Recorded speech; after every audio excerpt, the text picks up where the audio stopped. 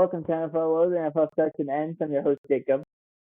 And welcome to the Word Play podcast. We know Lucas isn't here. As we said before, Lucas will be here the week of the Super Bowl. That is all fine and ironed out. So just expect Lucas in a couple weeks. Before we talk about what guys were named head coaches this week and everything, let's talk about the elephant in the room, which is the divisional round weekend, specifically the games that we have.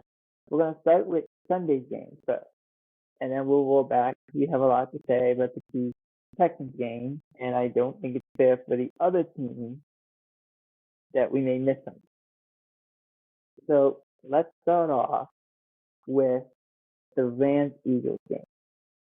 We said here, we said everywhere, we want this game close, just be close. Because the last time these two teams played, the Eagles won by a landslide. Poor weather, also the inclusion of a Jalen Hurts injury to his knee, and still the offense outside of Saquon Barkley looked suspect at times, especially with Hurts throwing the football. There was definite Eagles ran the ball well with Saquon. Jalen Hurts had a nice touchdown really early. Saquon had 205 rushing yards, 2 touchdowns, 2 big touchdowns, I should say. And then the Rams started to fight back with the bad weather and all. They just did a really nice job. But just at the end, their offensive line couldn't hold up. They had a bad play on Johnson when they're moving down the field against a very tired Eagles defense. You take a bad sack on third down. On fourth down, you need to get sacked again. Your quarterback is going to receive it and hope something happens. Ball's too far out of bounds for you to win. They had also a lot of fumbles in this game. Balls slipped. Stafford said, when I've played in these games, it's kind of a different situation every time. It's kind of like the football is sometimes like a greased pig in big play. It just kind of flies out of your fingers. You can't grab it. That's what's going on. Fumbles by Stafford, fumbles by Kyren Williams. There's a lot of bad things. Well, this definitely showed me that this Eagles defense is for real.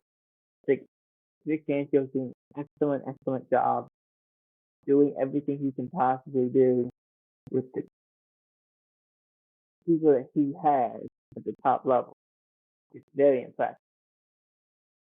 Stafford said after the game he would mull his future, but he still thinks there's a lot of football left to be played. And I do think he'll stay in LA. It's not a question of that. I think it's a question of, do I want to be beat up by this offensive line every year for the rest of my career? I don't know if you want that. Let's move on to the Ravens-Bills game. That final score, by the way, for the Eagles, Rams was 28-22, so it was close because of the inclement weather. Also, with the Ravens and Bills game, Bills winning the game 27-25. Let's start with the Bills. Great ground game. Scored 3 touchdowns in the first half. Josh Allen ran the ball very well. Very decisive in his throws. They really did do a good job. The only negative I have for this Bills team, where was the offense defense? Where was it? I don't know where it was, because it was so bad. They were not moving the ball as efficiently. They were not moving the ball as a collective unit. It was very problematic things were going on from this team. Defensively, I thought they played great. They lost Taylor Rapp. He's actually out for the Chiefs game. That's a loss. They're going to have to put in I think he's a rookie Bishop. He's going to be in there. That's Mahomes will try to target him a lot. That's it. What good teams do. Find the scrub, as they used to say. Now, not so much. Find the scrub, the guy who's not as good, and attack him. That's what you do. But yeah, they got pressure on Jackson. They forced turnovers, the interception, the fumble. Then they ended up forcing a couple more turnovers, punching the ball out from Mark Andrews was one of them. And that's just, you can't have that happen. Now let's get to the Ravens. Let's talk about this more in depth. Where was Lamar throwing the ball in? Did the ball slide out of his hand? Because it missed the guy by about 5 yards. It wasn't even a clean throw. It was just bad. I don't know what he was trying to do.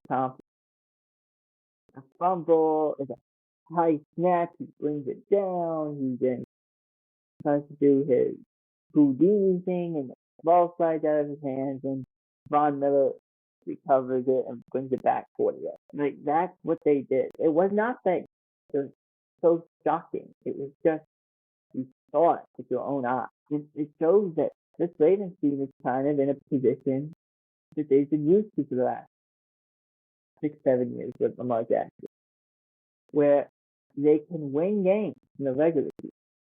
It's postseason that gives them so much issue. Is that Lamar's fault? No, not entirely. That defense didn't do much in the first half. But what were they doing? They didn't help. And that offense was not helping Lamar much either. I mean, Lamar was missing slow. But Derrick Henry only ran the ball 16 times. What was he doing? He brought in Derrick Henry. I was talking to people about this. Just that the thing that you can say a lot about Lamar, they only ran the ball to Derrick Henry 16 times. Like, you brought Derrick Henry in, so for these moments, and you didn't give him the ball. And it was just like, what are they doing? I'll go into it more in depth in a little second. So you get those turnovers by Mark Andrews, the drop. They had a couple drops, used from Mark Andrews as well, but none as big as that last drop on the 2-point decision. Let's create this scenario, okay? Fourth quarter, Ravens score a touchdown. Derrick Henry punches it in. Give us that some points. 2-point conversion. They're going for it. They're trying to tie the game. Honestly, they'll be ahead. And it's a next concept. The guy's open. He's open. And it's not a bad throw by Lamar. It's just Matt Milano makes a big play the way Matt Milano can make a big play. What he gets in there, gets the ball deflect, incomplete.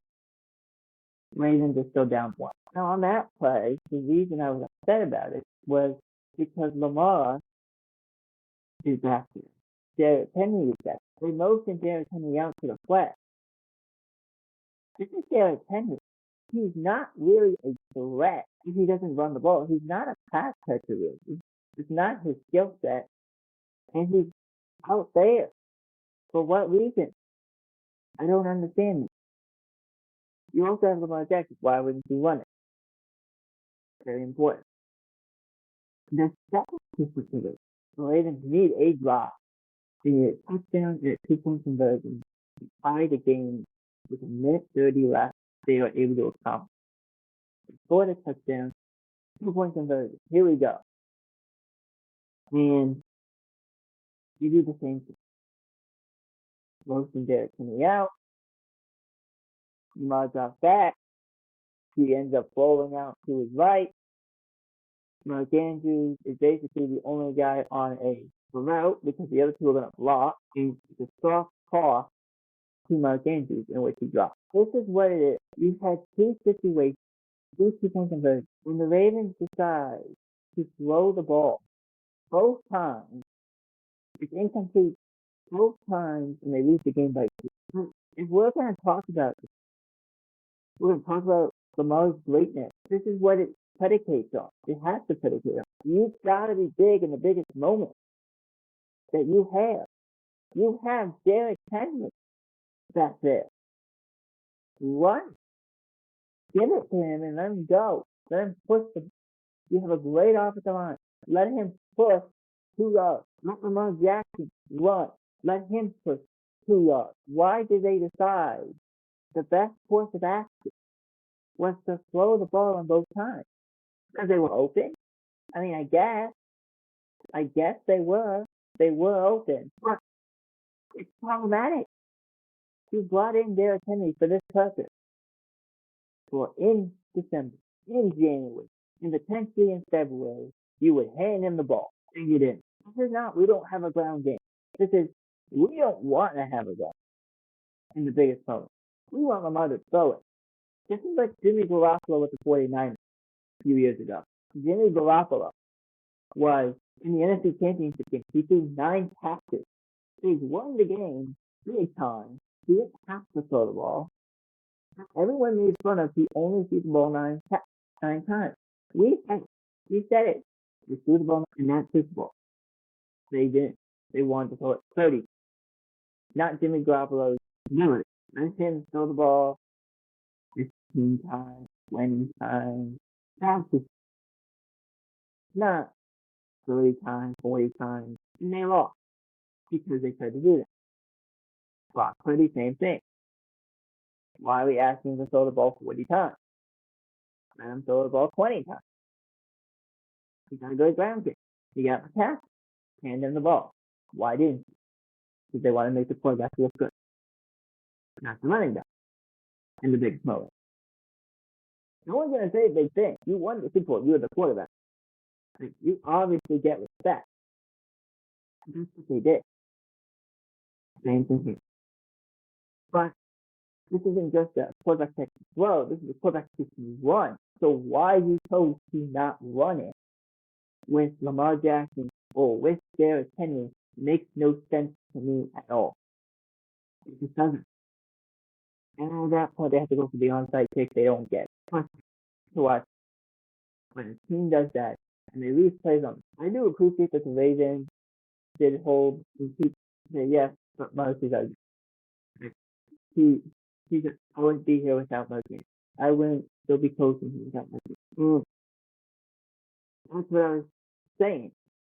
You look at these teams, you look at this talent. The Ravens need to be better. Need to be stronger, need to be faster, need to be more. That's what they do.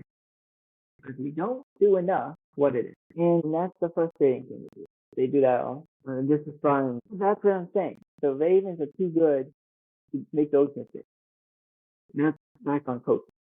That's a coaching. That's simple. And that's on Lamar too. Nuh-uh.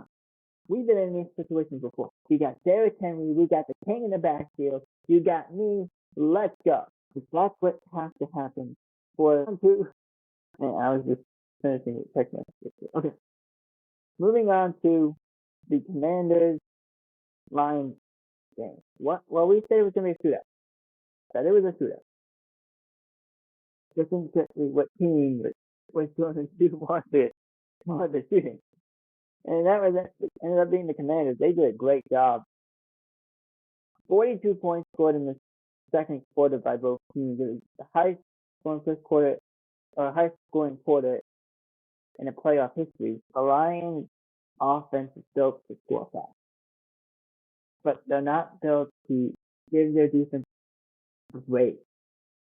The Commanders are kind of the same way, but they're more built to do the second thing than the Lions are. And the Lions, the thing that makes it worse for the Lions is they're so talented. They got so banged up on the defensive side. Aaron Glenn did an absolute unbelievable job.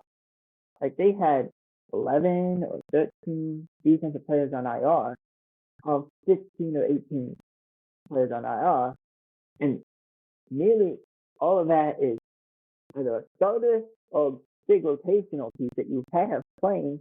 Now you're having a guy who has had one snap on defense the whole year is playing in the biggest game of his life. That is not a position you want to be in. It just didn't work. It's unfortunate because I did think the Lions would have done it. I did think the Lions had a chance to go all the way. But that's what happened. And on offensively, they tried to make Jared Goff look like he was one of the greatest quarterbacks. But you have a great ground game with your kid, David Montgomery. You must run the ball. And they didn't do it. And the community couldn't stop it, but they stopped. The Lions stopped doing it, which is ignorant. And then they want to do all these trick plays. A lot of them work. As the old saying goes, Tiger's not going to change his stripes. He's a tiger. That's what he is. The Lions, it means then, were the Tigers. They're not going to change their stripes. They're just not going to. They're going to play aggressive. They're going to play with excitement. They're going to do trick plays. Where I don't think a receiver passing Jameson Williams is really going to do much of anything. But that's what cost in the game, essentially. It's good that we all said that we all liked it. All like, oh, look at the flash. Cost. What it is. Great job by the Commander defense. Great job by Commander offense. Great job by Jaden Daniels as a whole. He made everything accurately. They ran the ball well. Terry McLaurin had a big day. Everything went well. That's what you want. And there's two types of teams. Everyone's going to say the same thing. We're going to talk about the Bears in a little bit, but there's two types of teams. If you have a young player, you either have an offensive coach with a young player, or you have a former an offensive coordinator that's really good and a defensive head coach who's able to keep the vibe tremendous all the time, completely low key, and he and his defense does the job too. You can get those two things, and that's what Commanders. They have a smart offensive coordinator. They have a smart offensive coordinator. They have a smart head coach that is able. The offensive coordinator is able to keep Jaden Daniels in check and get him the things he wants to do. The head coach can keep the defense, make sure they're playing the right way, and keep everything else even keeled. The vibes are good. That's simple. But very difficult at the same time. Move into what also is very difficult, and that is the Kansas City Chiefs defense. They've been playing unbelievable. They ended up beating the Houston Texans 23-14. This game was very frustrating if you were a Texans. Let's start with the Chiefs. Great defensive performance. I thought they played really well. The run defense I'm a little concerned about. I'm also concerned about Chris Jones and how is that calf going to hold up throughout the playoffs, because they were off for 24 days.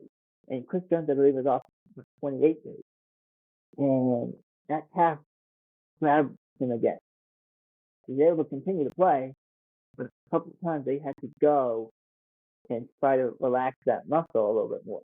And that's not good. It's Chris Jones. In back-to-back weeks, we'll see what happens. Well, offensively, they looked better.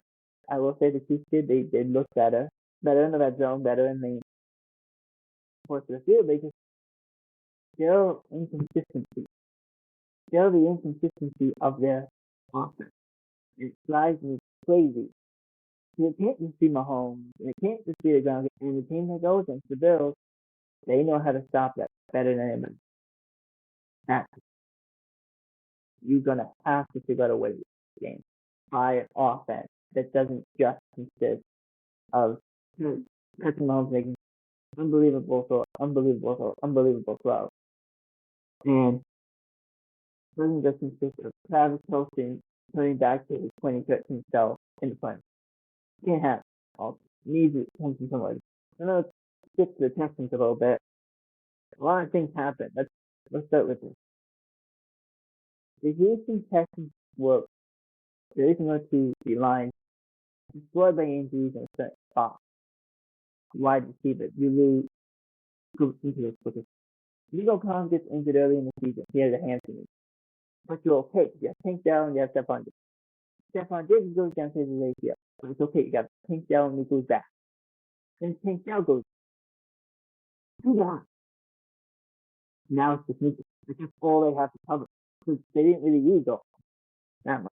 That's unfortunate. But it is a problem with how you're built to roster. You need to have a better roster plan. The ground game was good. I thought the ground game was excellent by the Texans. Defense, I thought Will Anderson played very well. I thought Hunter played very well. But you've got to bring Mahomes to the ground. You've got to bring him to the ground. That's what you have to do. I also want to say that they were two of the most terrible penalties I have seen. Will Anderson and Mike Pereira said that they were penalties to the letter of the law. I agree. I agree that they were penalties to the letter of the law. Don't disagree with that. Perfectly agree. Perfectly fine. To the letter of the law. I agree. The letter of the law stinks. It's awful. Okay? Here's why. Enforcement is not. Enforcement is not. First of all, I want to say this. That's what. He's on to Monday Night Football. He's become more unhinged, and I love it. I love that Joe Bucket's become more unhinged. I love that too.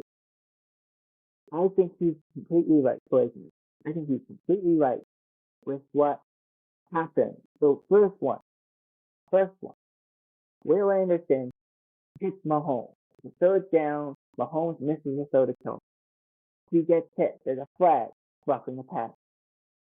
And they said, yeah, but the helmet hit. I understand the helmet hit, but what do you want the defender to do in that situation? You're gonna call if he bends, it doesn't affect the throw. And if he bends and it affects the throw, you're gonna say he landed on the hole. So they couldn't do that. And if he stayed the way he was, you were gonna call a penalty on that too. So what was he supposed to do? Just get out of the way? Just get out of the way? What was he supposed to do? To say, I'm sorry, I didn't mean to try to get close to you, Mr. Mahomes. No, he's a defender. It's his job. The helmet barely touched the most of the face mask, hit him in the chest. It was just the top of the helmet. And if he does turn his head like that, he would have hit him with the crown, which would have been much more worse for Mahomes, much more worse for Will Anderson. He can't do that. The only thing you would have accepted would have been if he hit Mahomes or he in like the rib, and then you still would have said something. Or you would, no, you have to get out of the way. It's not football. It's not football. It wasn't a penalty. The Monday Night Football analyst said that's not a penalty in my opinion. Troy Aikman said it was not. I understand you want to protect the quarterback, but that was ridiculous. The second one was more ridiculous than the first one. Mahomes is scrambling. He scrambles, he goes forward, so now he's a running back. Okay, he's a running back. That's the point. He's supposed to be a running back. And he plays this game of chicken. I don't know who was in front of him. I think it was Kelsey. Who's trying to block him. And he plays this game of chicken where he's like, I can go left or I can go right. I can go right or I can go whatever. I can do this, I can do that.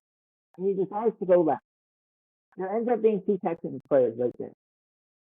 And he knows he's going to take a shot. He knows that. What does he do? What does he do? He just slides straight down. But he doesn't even slide. He just drops down. It kind of does like, you know when you see a little kid, when you have your family, when you're babies, and they kind of try to sit down, and they don't just sit down, they kind of like squat, and then they just drop completely. That's what Mahomes did. He kind of squatted and dropped. And so that was my slide. Wasn't no. It was just really weird. And ended up two Texans players colliding each other. They did hit Mahomes a little bit, but collided with each other. Majority was. And they threw the flag. Unnecessary roughness. Why? And this is where I come back to. And I said this when I said here, I said it on Monday, I said it on Wednesday. Create a 3-yard box perimeter around the quarterback. If the quarterback flies and a defender is not in that 3-yard box from north, south, east, or west, he's not within 3 yards and his quarterback slides, that quarterback is protected. Okay? He is protected. Maybe he doesn't even need to be able to do 3 yards, but he is protected if he flies. Within inside those 3 yards and then hits Mahomes while Mahomes is sliding, we're not calling it. The only way we're going to call it, we're not calling anything. The only way we're going to call something is if Mahomes gets drilled between the eyes and the guy launched at it. He gets drilled right in the eye. That's the only way we're going to call it. Because other than that, it's ridiculous. Why would we throw the flag? He's slid late, which is what Tom Brady has said that quarterbacks now are doing, which is more dangerous. That's what he said about Trevor Lawrence. I guarantee you he thinks the same thing about Mahomes. I guarantee it. Because it's dangerous. And if a quarterback does get hit, the defender's going to get fined and probably like thrown off kinds of death threats and all kinds of other things going on because Mahomes got or Allen got, or Jackson. No other quarterback protected him. So Mahomes was asked that question this week. Does he think the officials favor him compared to other quarterbacks? And he says, no, they're just doing the best they can to protect every. And like, my answer to say to me, a terrible thing though to say because it's not true. It's not true. They do look at it. Because that's like how they gave us Tom Brady. Big Ben never got protected. Big Ben never got. Tom Brady got protected. Peyton Manning got protected. Patrick Mahomes got protected. Drew Brees never got protected. That's the reason. That's simple. And then they have the other one, the one that they didn't throw the flag on, where Mahomes is running, he picks up about 2 yards, he's going at about, and then he stops running, so like Titans players could hit him, and so he could just flop like in the NBA, he could just flop. And they didn't throw the flag because A, he was in bounds when he got hit, and B, what do you want the defender to throw run out? You can't say those penalties make sense because they're not making sense. They should have said, no, you slid late, that's on you. Or no, he didn't really hit you because it was not forcible contact. The top of his helmet hit. But it was incidental. It was not like he meant to do that. We think the NFL, Players Association, and the NFL competition committee should all go in and say, look, they have so many issues. They got to go in and say, look, this is not fair. We have to do something. And that's why I think my 3-yard box idea could work. Where if you create a 3-yard box, 3 yards this way, 3 yards this way, 3 yards this way, 3 yards that way.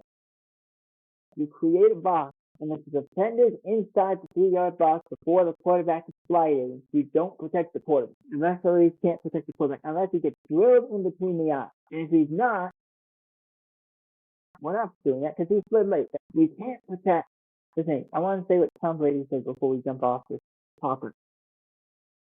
We got a lot more to talk about. Very short period of time. He said, it's not on the defender. It's on the player to protect himself. It's not on the assistant to protect the player. I mean, sometimes it is on the assistant to protect the player from himself. It's not on the defensive player to protect the offense. And I agree. Now, what we do, we wrap up what happened. So on Monday, Ben Johnson goes and takes the job of Chicago. Him and Caleb Williams now are together. We said the Bears job was the best job. Great offense, and led by great young quarterback, great receivers, good tight end, a decent defense. Maybe they need a little work secondary. Maybe the offensive line needs to go work. Running back's good. Everything else is good. Just need the rest. Ben Johnson can win. That's number one. Number two, his former colleague, Aaron Glenn, signed from the New York Jets head football coach. He was drafted by the Jets. When he got into coaching and scouting specifically, he was with the Jets. Okay. Homecoming, essentially, for him. He also was taking interviews from teams that only had him as a player, which I find is hilarious. Yeah, I think it's a great idea. The third guy was Liam Cohen. Now, this one's very interesting. Liam Cohen was flirting, essentially, with the Jacksonville Jaguars. He didn't want to go. He ended up saying, you know what, I'll take a $5 million increase to be the offense, to remain the offensive coordinator at the bottom. So he did. For that, Trent Baalke, the general manager of the Jaguars, got fired. Probably because a lot of coaches are saying, I'm not working with Trent Baalke. And Ty Collins saw enough, and out you go. Who's going to be the GM? I have no idea. After that, the day after, yesterday, Liam Cohen said, you know what, I said this was on Wednesday, this all started. You know, I did say I would come back, but maybe I should go back and interview again with the Jacksonville job. So he did. And late last night, the interview wrapped up, and he is now the head coach of the Jacksonville Jaguars. That was official early this morning. Here's the fourth one. Pete Carroll is back in the NFL. The 74-year-old is now going to be the head coach on the Las Vegas Raiders. Brings some stability. He already has a staff. He was actually getting a lot of staff members together. So I thought that was really useful on his part. The Raiders bring stability with the Pete Carroll. They also bring in a staff to go over together. Great job by Pete Carroll. Again, he's going to be 74 this year. He's going to be oldest coach in NFL history. Now, he doesn't operate like a 73, 74 year old. He does not operate. He's like a kid in the candy store. He is unreal. He's so hyper, he's so energetic. He has all this excitement for a guy who's in his 70s. It's a great choice by the Raiders. So that is 4. We started with 6 early this week. Now we got 2. The Jacksonville job is gone. Now it's the Saints and the Cowboys. I said the Cowboys could potentially been the second best job. I'm contemplating if that is right now. Because, let me check real quick. I'm going to check this very quickly. So I'm not seeing it yet. Let's go. Cowboys interviewed Leslie Frazier on Monday. That was to become compliant with the minority rules, the Rooney Rule. That was to become compliant. They started interviewing Brian Johnson on Tuesday. Brian Johnson on Tuesday. Okay? The son of the late great Marty Scott. They interviewed him for almost 4 hours. To put that in perspective, interviews are not that long. On Wednesday, they decided to interview him again. And they started interviewing him again. They would interview him longer this time. The interview time was supposed to start at 1 and ended about, I think it was about 11, 9 or something like that. It was all over the place. So, it could have been 8 hours, ended up being about 5 hours. 5 to 8 hours. So they interviewed this guy for 9 hours, 9 to 12 hours in that range. And then on Thursday, Jerry Jones Jr. was talking it out to see if they could make Brian Johnson under coaching. Then came the thing that Pete Carroll called Jerry Jones. I don't know if it was to say Brian was a great coach, he should be the coach. I don't know why. I had a conversation. I don't know if that was the coach was just getting him more out there so he could take the job. I don't know. He did call. He did call there. And according to James last night, it wasn't unanimous that Stephen Jones, Stephen Jones' candidate, Brian Schottenheimer, who's been the offensive coordinator for the Cowboys, who hasn't called plays in 2020, has been the Cowboys coordinator for 3 years. Not 2 years, but 2 years. And hasn't called plays. This was his choice. This was Stephen Jones' choice. What was it? No.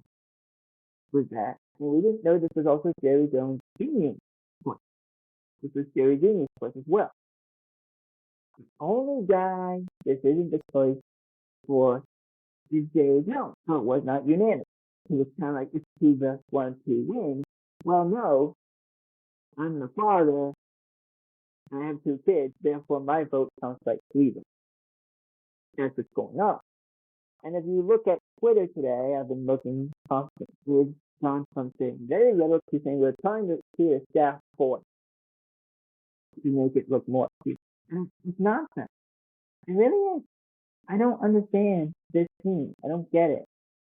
They're wasting time.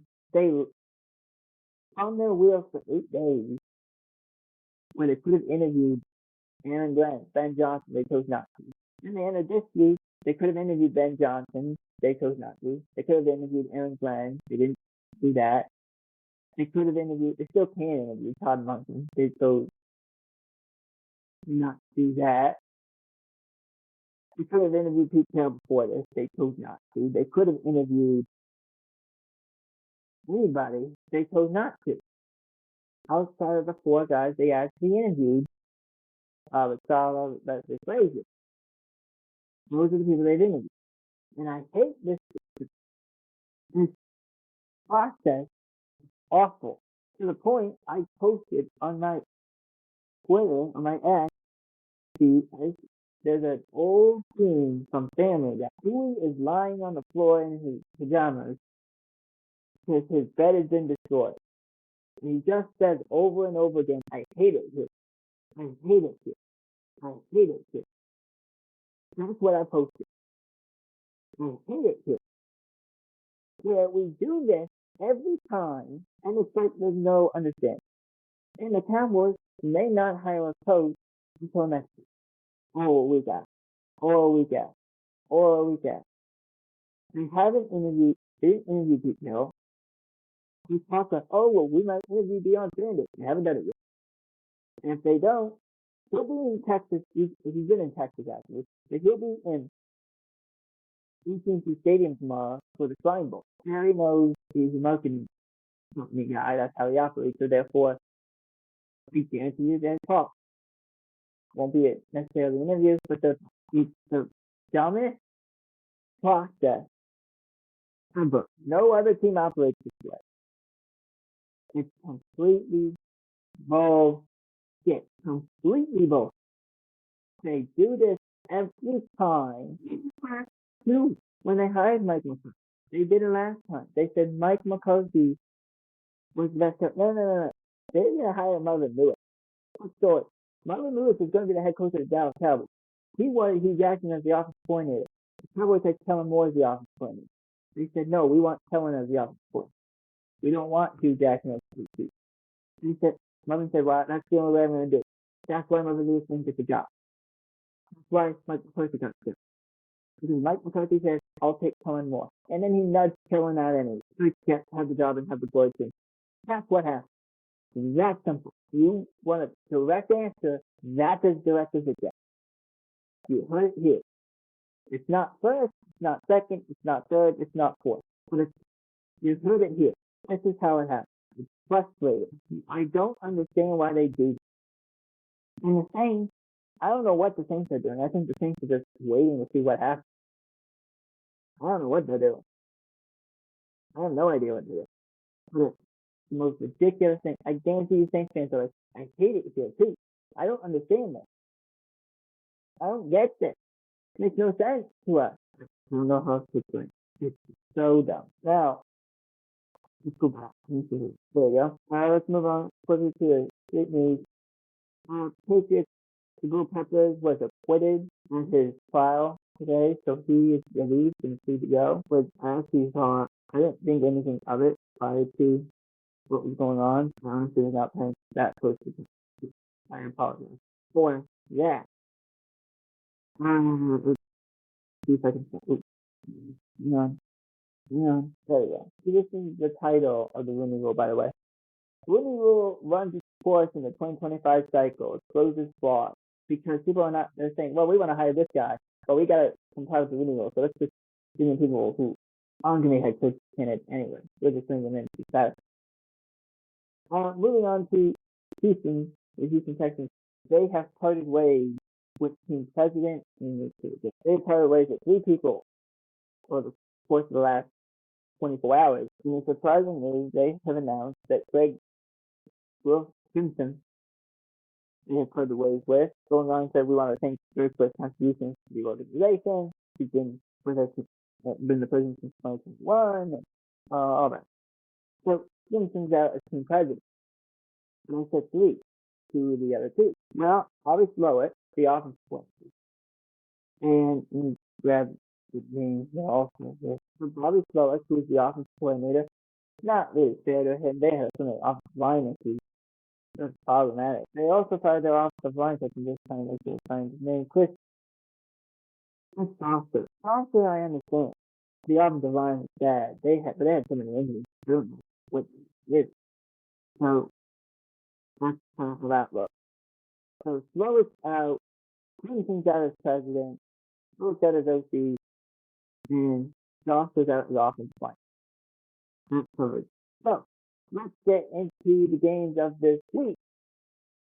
We have two games.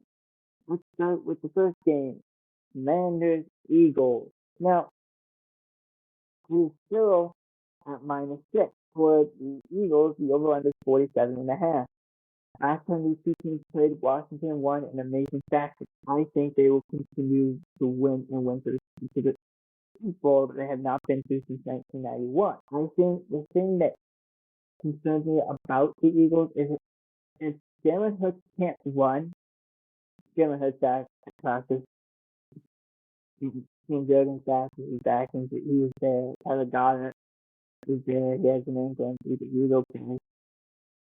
It was a walkthrough, so who knows exactly how perfect it is. But yeah, given the Commanders, they win this game because if Jalen can't run in a straight lateral way, we'll see what happens when he keeps that. Given the Commanders, they win in a big game, 34-31. And the game, probably game of the night, game of the year, game of everything, Bills at 2. Chiefs favored by 2. 48.5 is the over-under. No Taylor Rapp.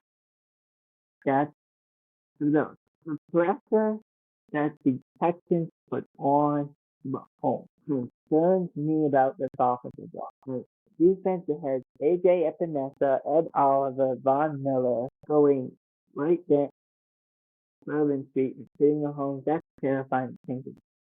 It's going to be loud. It's going to be exciting. I wonder what Spagnuolo's going to do to try to stop Josh Allen in this ground game. Give me the Bills. I'm taking the Bills. They will end this repeat once and for all. Bills win in stunning fashion. 28-24. Let me know in the comments who you have winning this week. Also, are you surprised by any of the coaches that got the coaching job? And who did you think deserved the coaching job? Yeah. NFL World and the Well Played Podcast. I'm Jacob Cooper, and we will see you after championship game this Sunday.